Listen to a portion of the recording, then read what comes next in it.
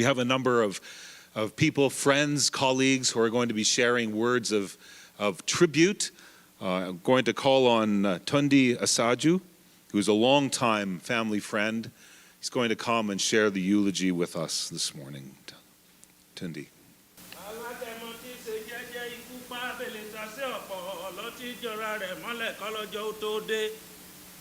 Ọ̀dájú ni ikú níkànnú ikú rorò pípọ̀ jọjọ ìkòsè mẹ́jà kákò ẹja ọ̀nà tán mọ̀.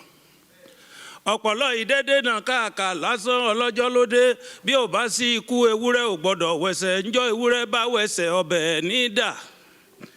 Gbogbo èèyàn ló mọ̀ ní pọ́ gbajúmọ̀ ju ọ̀la lọ Ìgbò nísìkú àgbẹ́lẹ̀ láàtàn.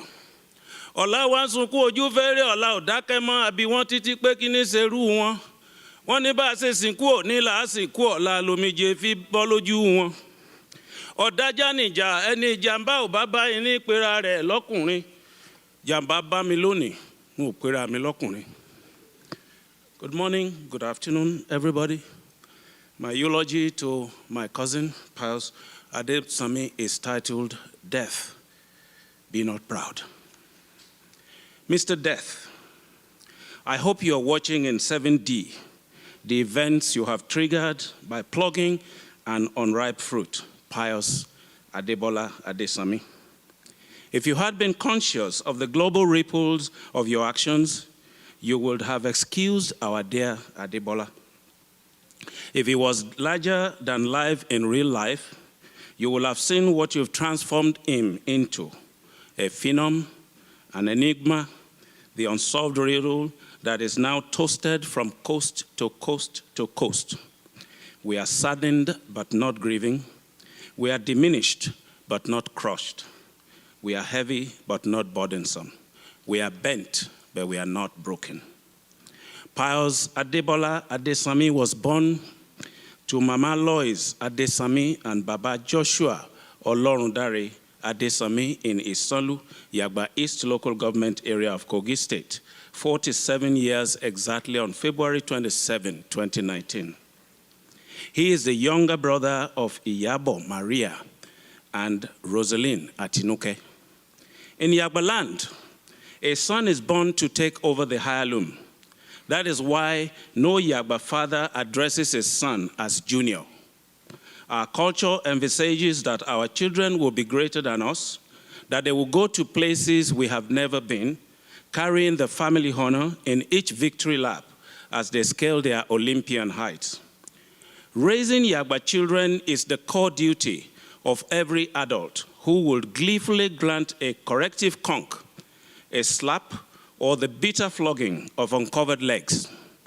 In spite of that spontaneous correction, the Yagba child dreads confronting parents for a double portion of that community beating. If you've seen pictures of Adebola when he was young, you will have noticed that he had no flesh to withstand lashes. So he addressed himself to studying and making the best grades. As I recall, Adebola will wear the mournful look for scoring 95% in any subject. He was constantly in search of the hidden treasures of knowledge, like a hungry lion searching for its prey. His life was spent in the search of wisdom and its impartation on others. He mentored even people who are older than him. He challenged mediocrity, whether in the society or in people with better potentials. He was as much the corrupt politician's nightmare as he was of the uncritical masses, including his own followers. He berated the shit stem that lavished resources on the privileged few while impoverishing the masses. He exhibited unparalleled love for Africa and its development and despised social, political, religious parasites that are responsible for our continent's stagnation. He was religious without being fundamental. He craved prayers at every step of his ladder of success, and especially before each flight. I am not surprised that with 6.5 minutes left on earth, he was silent in meditation. That led him to post that psalm that the pastor has just read.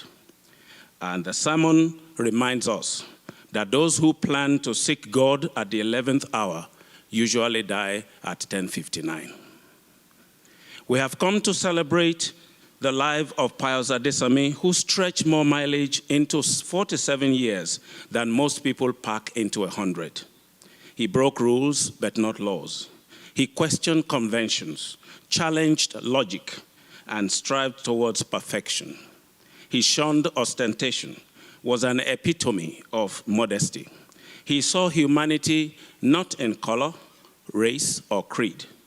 He was so down to earth, he cherished his Niger accent. The gangling boy who as an undergraduate will not date girls as if they carried a deadly virus of distraction, later became a passionate romantic. He could have ended up being a priest, but he was a priest of love. He was the husband of Olumuyiwa Balogun. He was the doting father of Oluwadamilare and Oluwatishe. Mama Adesanmi actually chants his oriki to her grandchildren. Danwada, Danwada, ehajare, Danwada, Timrio, Danwada. Danwada, ehajare, Danwada, Timrio, Danwada. Good night, my cousin.